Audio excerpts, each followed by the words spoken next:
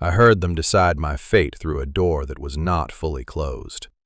The hinge, rusted from the perpetual damp of our decaying manor, whined a quiet protest each time it moved, and my stepmother, Lady Beatrice, had never been one for subtlety. Her voice, sharp and brittle as spun glass, cut through the thick oak. "We will send Ilara. Her plainness will be an asset. The Duke of Blackwood is a man of severe tastes, still in mourning. He will see her, find her wanting, and in his distaste, he will be more inclined to accept our offer of a reduced settlement to be rid of the contract entirely." My father, Sir William, a man whose spine had long since dissolved under the acid of my stepmother's ambition, murmured his assent.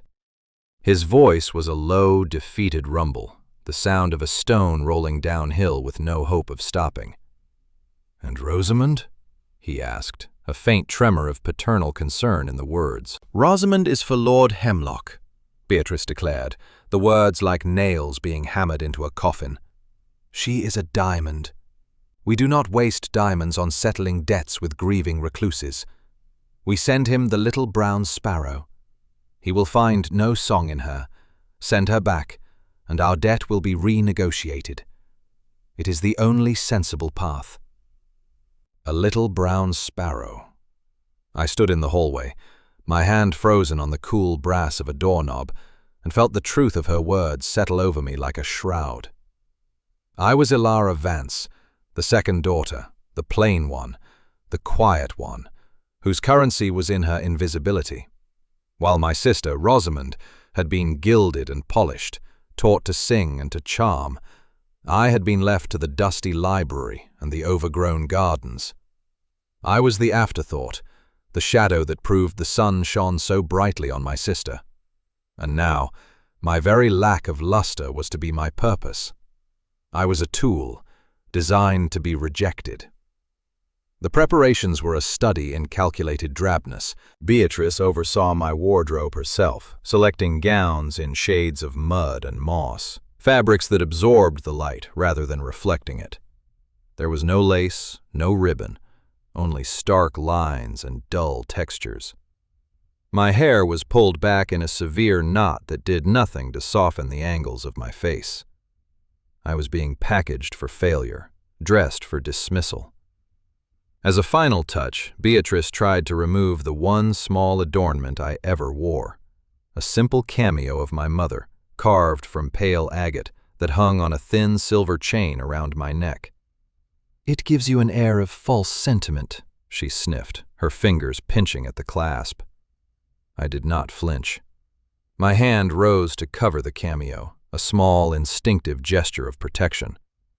"It was my mother's," I said, my voice quiet but unyielding. "It stays." For once, she did not press the matter, perhaps deciding that this tiny, defiant spark of personality would only make my inevitable rejection all the more certain. She gave a curt nod and swept from the room, leaving me to the scent of her cloying perfume and the bitter taste of my own commodification. The journey to Blackwood Manor was long and silent. The carriage rocked over rutted roads, and the landscape outside the window grew progressively wilder, more severe. The rolling green hills of the south gave way to stark, wind-swept moors, where twisted trees clung to rocky outcrops, and the sky seemed a permanent, bruised shade of gray. It was a land that matched the reputation of its master.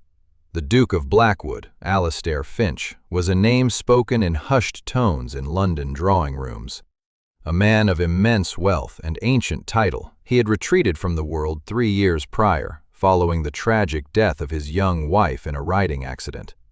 He was said to be cold, remote, a man encased in grief as impenetrable as the granite walls of his estate.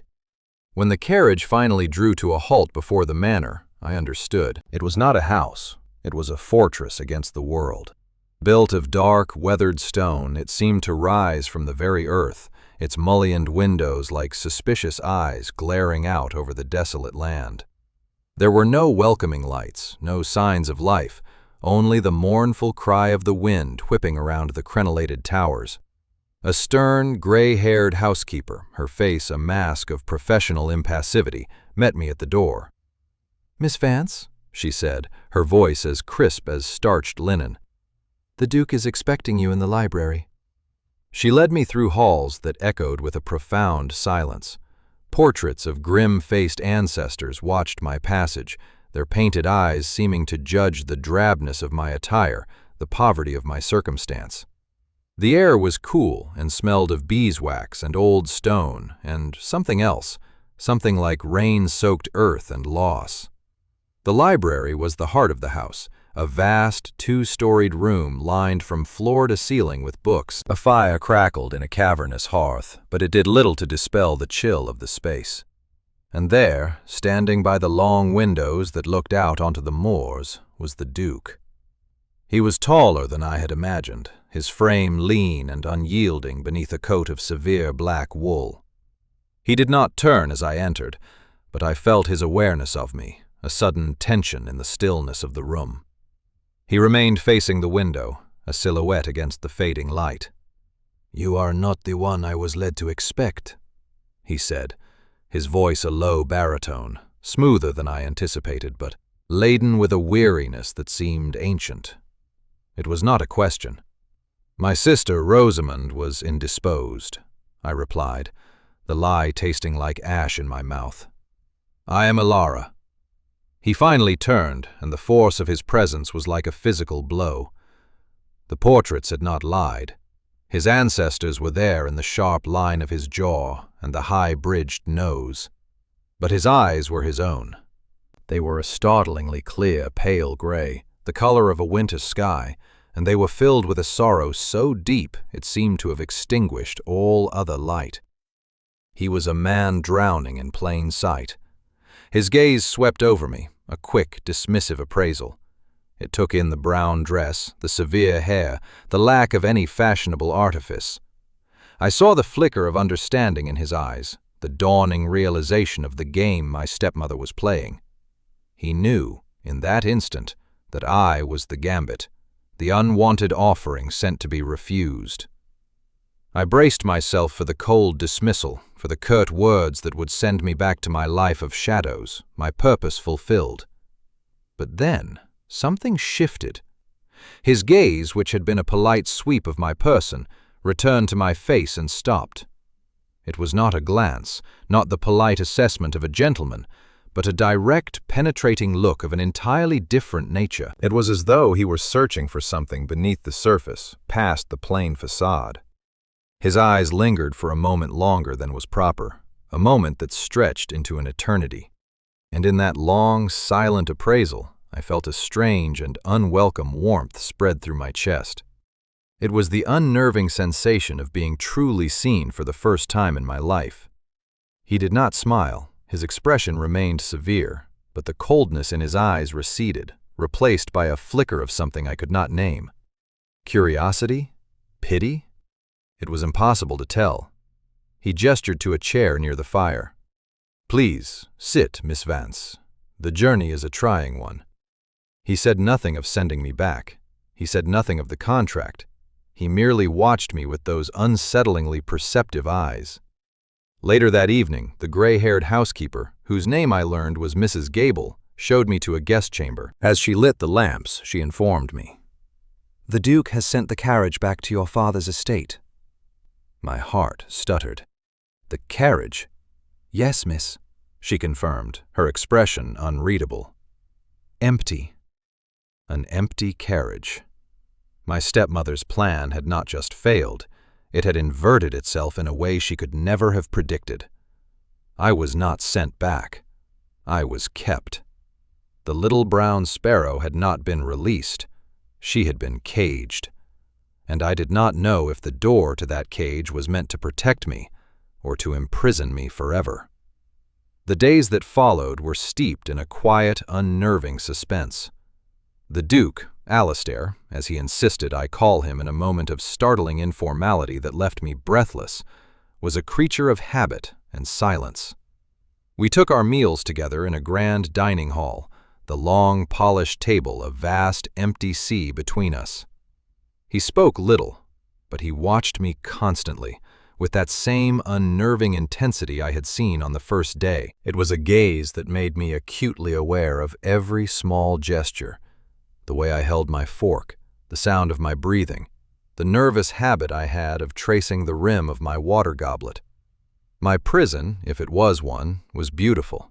He gave me free rein of the library, and I lost myself in its hallowed aisles.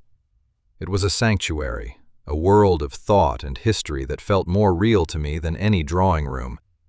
I found comfort in the scent of aged paper and leather, in the weight of a heavy tome in my lap.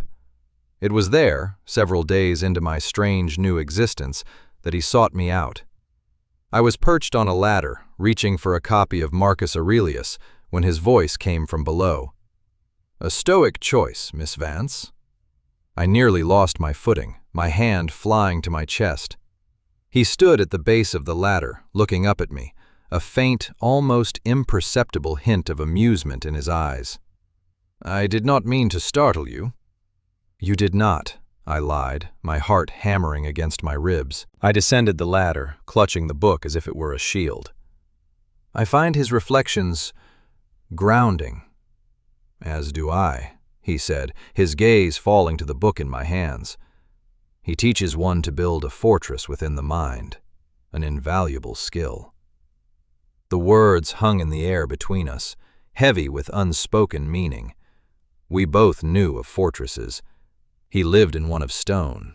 I had lived in one of silence. We spoke for nearly an hour, not of contracts or debts, but of philosophy, of history, of the quiet power of the written word. It was the first real conversation I had held with anyone in years, a dialogue of minds that felt both illicit and intoxicating. He listened, truly listened to my thoughts, his head tilted slightly, his gray eyes fixed on mine.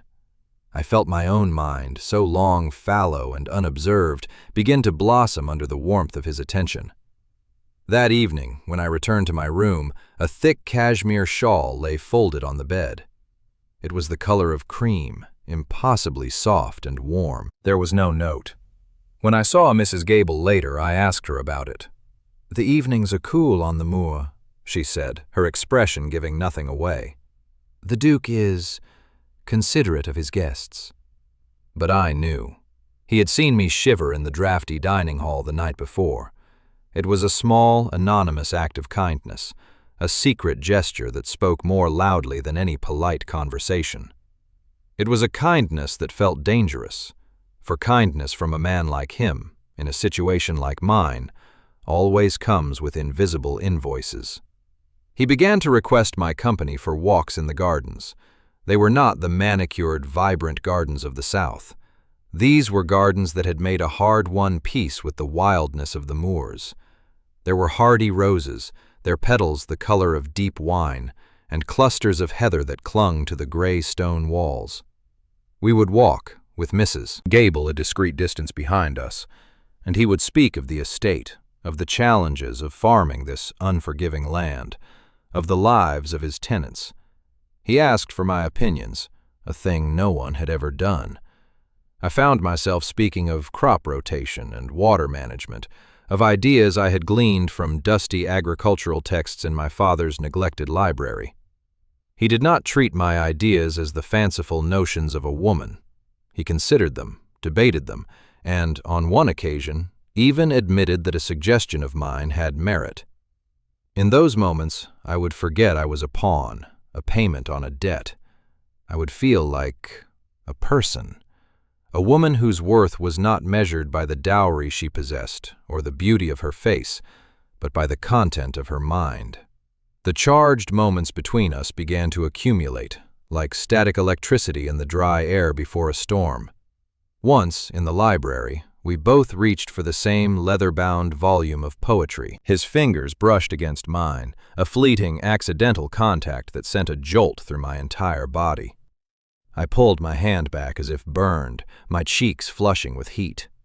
He froze, his hand still outstretched, and his gaze met mine. The air thickened, charged with a silent, unspoken acknowledgement. For a long, breathless moment, the world seemed to shrink to the space between us, to the memory of that brief touch. He said nothing, simply retrieved the book and handed it to me, but his hand was not entirely steady. The shift came one evening as we sat by the fire in the library. A storm raged outside, throwing sheets of rain against the tall windows. We had been reading in comfortable silence for some time when he closed his book and placed it on the table beside him. "Ilara," he said, and the sound of my given name, spoken in his low voice, was a shock to my system. I looked up from my own book, my heart quickening its pace. His expression was serious, his gray eyes searching mine in the flickering firelight. "I would ask you to call me Alistair." It was more than a request. It was a dismantling of the final wall of formality between us. It was an invitation into a world of intimacy I had never known. To use his name was to acknowledge that what was growing between us was something other than the cold arrangement of a business contract. It was a seismic event, a quiet redrawing of the map of my world. "Alistair," I whispered, testing the name on my tongue. It felt both foreign and deeply familiar. He gave a single, slow nod, a look of profound relief passing over his features, as if he had been holding his breath and could finally release it. In that moment, surrounded by the storm outside and the fire within, I allowed a small, treacherous seed of hope to take root in my heart. My fragile hope was shattered less than a week later. I had gone to his study, a room I had never before entered, to return a book he had lent me. He was out with his estate manager, and I intended only to leave the volume on his desk. But as I placed it down, my eyes fell upon a sheaf of papers held by a heavy silver clip. The top page was a letter from my father, but it was the document beneath it that seized my attention. It was written in the dense, unforgiving script of a solicitor. My own name, Ilara Vance, was clearly visible. My blood ran cold. With trembling fingers, I lifted the letter. The document beneath was the original marriage contract, the one my stepmother had banked on him rejecting.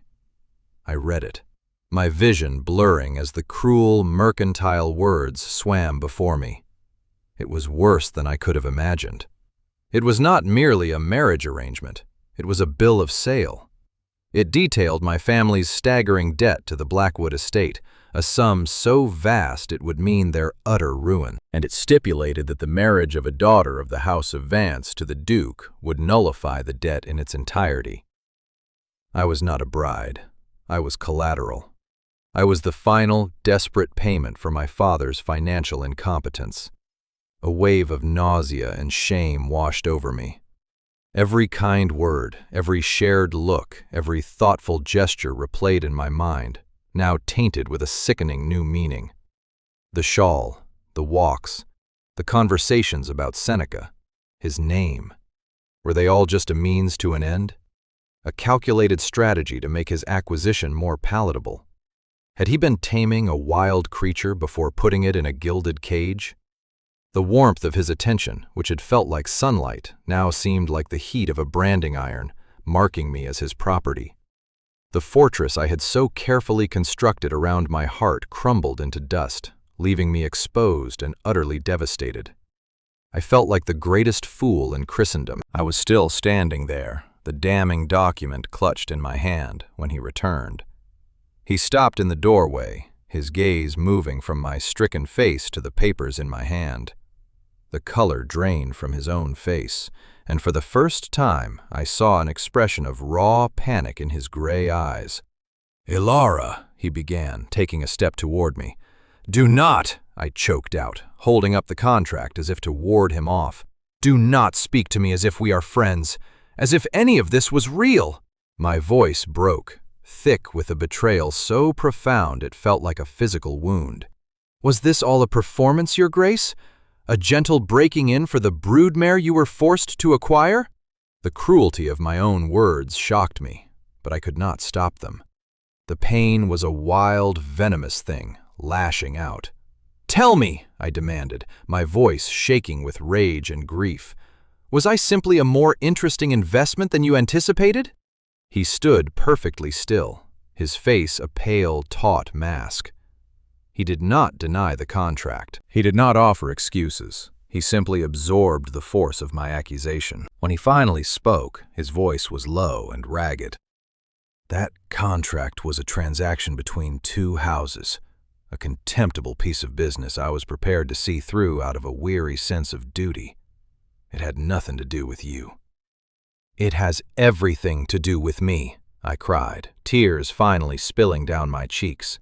It is my name on this paper, my life being bartered away. Yes, he said, his voice dropping to a near whisper. Your name. But I did not know you.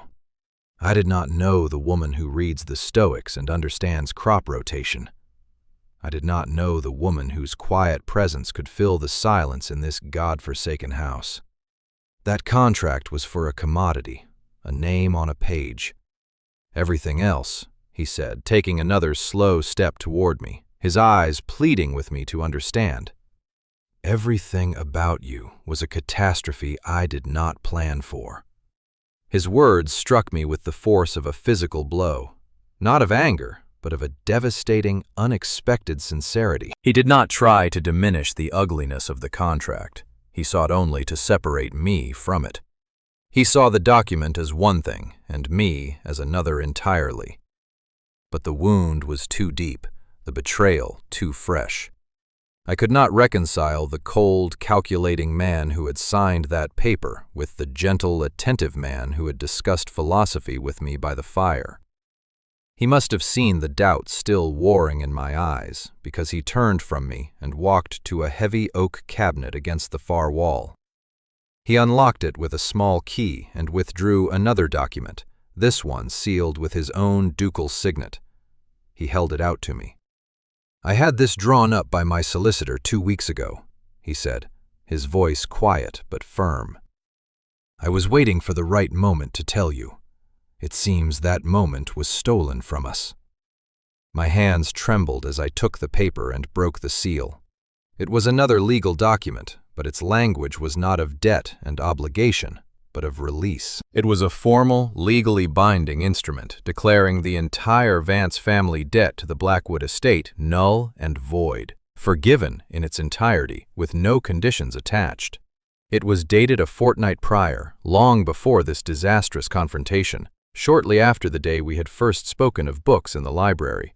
This was the irrefutable evidence. This was not the act of a man securing his investment. This was the act of a man setting a woman free. The anger and betrayal drained out of me, replaced by a wave of stunned, overwhelming confusion. I sank into the chair behind me, the two contracts, one of bondage, one of liberation, lying in my lap. Alistair did not press his advantage. He simply stood before me, his face etched with a vulnerability I had never seen. My life, for these past 3 years, has been a study in control, Ilara, he began, his voice low and earnest. After my wife, after Eleanor died, I built walls, not just these stone ones, but walls within myself. I managed my grief by managing everything else. My estate, my finances, my emotions. Everything was a transaction, a line in a ledger. The contract with your father was just that, another cold calculation meant to shore up an asset. He paused, drawing a slow, shaking breath. And then you arrived. You were not what I expected. You were not part of the calculation. You were quiet, and you were observant, and you were possessed of a strength I did not understand. You did not flatter me. You did not fear me. You met my mind with your own. You did not merely enter a room, Ilara, he said, his voice thick with an emotion that made my heart ache. You entered the silence, and you gave it a reason to end. He knelt before my chair, a duke on his knees, a gesture of supplication so profound it stole the air from my lungs. He looked at me, his gray eyes bright with unshed tears. I was a fool. I should have told you of the contract immediately. I should have burned it the day you arrived. But I was a coward. I was afraid that if you knew, you would leave. And the thought of this house returning to the silence it held before you came, it was more than I could bear. I have fallen in love with you, Ilara Vance.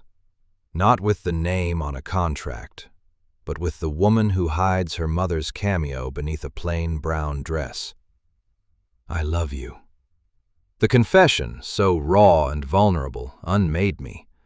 The last of my defenses washed away in the tide of his words. I looked at his face, at the genuine love and pain etched there, and I knew he was speaking the truth. I had been so accustomed to being a pawn that I had not recognized the moment I had become the queen. I reached out and laid my hand against his cheek. His skin was cool, but a tremor ran through him at my touch. "Alistair," I whispered, my own voice unsteady. I stopped, unsure how to articulate the tumult of emotions inside me. "I had begun to hope," I finally managed to say.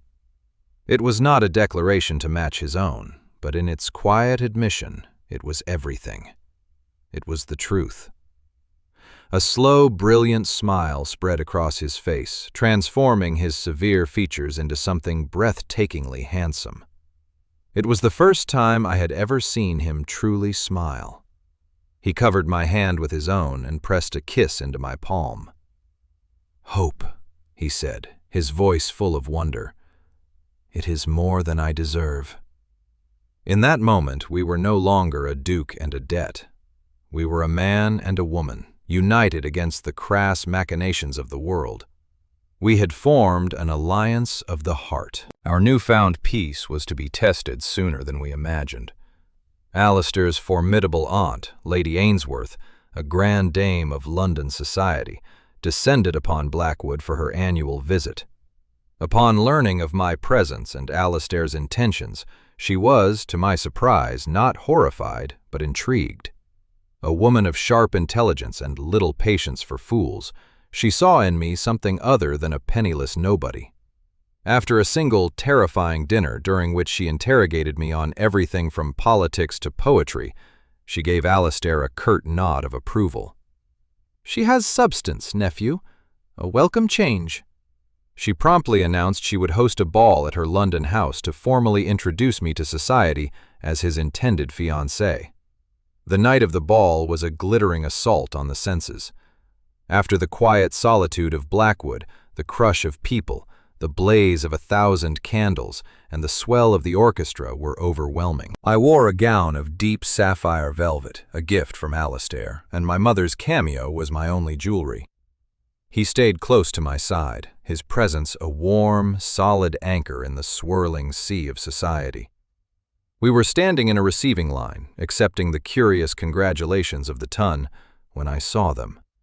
My stepmother and father, accompanied by a smirking Lord Hemlock, were advancing through the crowd. Beatrice's face was a mask of cold fury. She had clearly heard the news, and her plan, to see me rejected, the debt renegotiated, and Rosamond married to a lord, was in ruins. She had come to salvage what she could by destroying me. She stopped before us, ignoring Alistair completely to fix me with a look of pure venom. Her voice, though low, was pitched to carry to those nearby. "Well, well, the little sparrow has feathered her nest quite effectively, it seems." She turned to Lady Ainsworth. "You must forgive my daughter's audacity. She has a history of overreaching. A fortune hunter of the most determined sort." A gasp rippled through the onlookers. Alistair's hand tightened on my arm, but before he could speak, Beatrice played her final card. "Duke," she said, finally addressing him with a sycophantic smile that did not reach her eyes. "I am sure you are a man of honor. You must know that this girl came to you under a certain arrangement, an arrangement that my other daughter, a true gem, was meant to fulfill. I demand you release this schemer and honor the original agreement." She was trying to publicly shame him, to paint me as damaged goods and force his hand. Alistair, however, did not raise his voice. He did not flush with anger. He simply looked at her with an expression of cold pity. "Lady Beatrice," he said, his voice clear and calm, cutting through the sudden silence of the ballroom. There is no arrangement. There is no agreement. He produced a folded document from his inner pocket, a copy of the deed of forgiveness. Because there is no debt. I forgave your family's entire obligation to mine weeks ago. It is a matter of legal record. He let that pronouncement settle, watching as the color drained from Beatrice's face. Her scheme had not just failed, its very foundation had been obliterated. But the final blow was not to be his, it was to be mine. I stepped forward, gently disengaging my arm from Alistair's. I met my stepmother's horrified gaze, not with anger, but with a profound, quiet composure I did not know I possessed. You were right about one thing, I said, my voice steady and clear. You sent a plain brown sparrow. You dressed me in brown so I would be overlooked, but you could not hide my mind. You sent me as a sacrifice, but you misjudged the man to whom you sent me. He did not look for bright feathers. He listened for a song you never knew was there. I lifted my hand to my mother's cameo. You tried to strip me of everything, but you could not take who I am. I am not a commodity to be traded, stepmother. I am a Lara Vance, and I am to be the Duchess of Blackwood. My words, spoken without malice but with the unshakable force of truth, hung in the air. Beatrice stared at me, her mouth opening and closing like a landed fish. Her public humiliation was absolute and complete. Lady Ainsworth, with the timing of a seasoned general, signaled to 2 footmen. "Sir William, Lady Beatrice," she said, her voice dripping with ice. "I believe you have mistaken the address. Please see them out." They were escorted from the ballroom in a state of silent, abject disgrace, their social ruin sealed. Later that night, Alistair led me away from the receding crowds and out onto a stone terrace overlooking the quiet, moonlit gardens. The cool night air was a balm after the heat of the ballroom. He came to stand behind me, his hands resting gently on my shoulders. "You were magnificent," he whispered, his breath warm against my ear. I leaned back against him, a deep sigh of relief and resolution escaping me. I only spoke the truth. He turned me around to face him, his hands cupping my face. His gray eyes, so full of sorrow when I had first met him, now shone with love and admiration in the soft moonlight. He gently touched the cameo at my throat. "This was your mother's," he murmured. "A connection to who you were." His gaze met mine. "And I am to be your future." He lowered his head and kissed me. It was not a kiss of frantic passion, but one of deep, profound homecoming. It was a kiss of promises kept and futures found, a tender affirmation of all the silent conversations, the shared glances, the brushed fingers. It was the sealing of a bond forged not in a solicitor's office, but in a quiet library, between 2 lonely souls who had found in each other a reason for the silence to end. It was the beginning of everything. 3 months later, we were married in the small, ancient chapel at Blackwood. It was a quiet affair, attended only by Lady Ainsworth and a few loyal tenants. I wore a simple gown of ivory silk, and Alistair looked at me as if I were the only light in the world. As we stood in the library afterwards, the room filled with autumn sunlight, he pressed a small, intricately carved wooden horse into my hand. "It was mine as a boy," he said softly. "My most prized possession. I wanted you to have it." It was a simple, almost childish gift, but it was a symbol of the last wall around his heart finally crumbling. An offering of the boy he had been to the woman he now loved. Our life together settled into a rhythm of quiet joy. The great stone manor, once a fortress of grief, became a home filled with warmth and conversation, and eventually the laughter of our children. The library remained our sanctuary, a place where we would read side by side in the evenings, my hand in his, the silence between us no longer empty, but full of a deep and abiding peace. I received a letter from Rosamond not long after my wedding. She had defied our stepmother, broken her engagement to Lord Hemlock, and married a country doctor for love. She wrote of her happiness, a simple, genuine happiness that had eluded her in the gilded cage of her beauty. She had found her own way. Sometimes, as I watched Alistair reading by the fire, his severe face softened in thought, I would reflect on the strange path that had led me to this life. My stepmother had sent me to him as a problem to be disposed of, an object designed for rejection. She had dressed me plainly so he would send me back, but he had sent the carriage back empty and kept the woman. He had not just kept me, he had found me, and in being found, I had finally, truly, found myself.